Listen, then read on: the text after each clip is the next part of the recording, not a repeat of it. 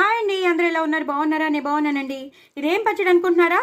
గోంగూర పచ్చడి. ఇంట్లో నేను హార్వెస్ట్ చేసిన నేను గోంగూర అండి. నేను ఆల్రెడీ ఒక షార్ట్లో మీకు చూపించాను. మా ఇంట్లో గోంగూర చాలా పెద్ద ఆకుతో వస్తుంది, అచ్చు మార్కెట్లో లాగే వస్తుందని నేను మీకు షార్ట్లో పెట్టాను.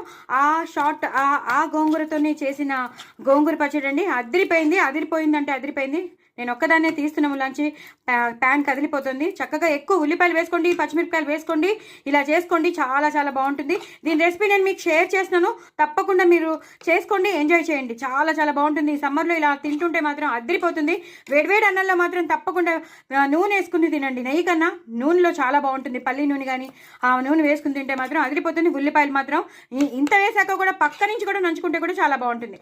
దయచేసి నా ఛానల్ మీరు సబ్స్క్రైబ్ చేసుకోండి, సపోర్ట్ చేయండి, నలుగురికి షేర్ చేయండి. చాలా చాలా టేస్టీ అయినా సింపుల్గా చేసుకునే, ఎక్కువ పచ్చిమిరపకాయలు చేసుకుని వెల్లుల్లిపాయలు కూడా వేసి చేసుకున్న గోంగూర పచ్చడి. దీని రెసిపీ నేను మీకు షేర్ చేసినాను కాబట్టి నో ప్రాబ్లం. చక్కగా చూడండి. మీరు పిల్లలు అందరూ హ్యాపీగా తినండి, ఎంజాయ్ చేయండి. చాలా చాలా టేస్టీ అయినా గోంగూర పచ్చడి. బాయ్ అండి.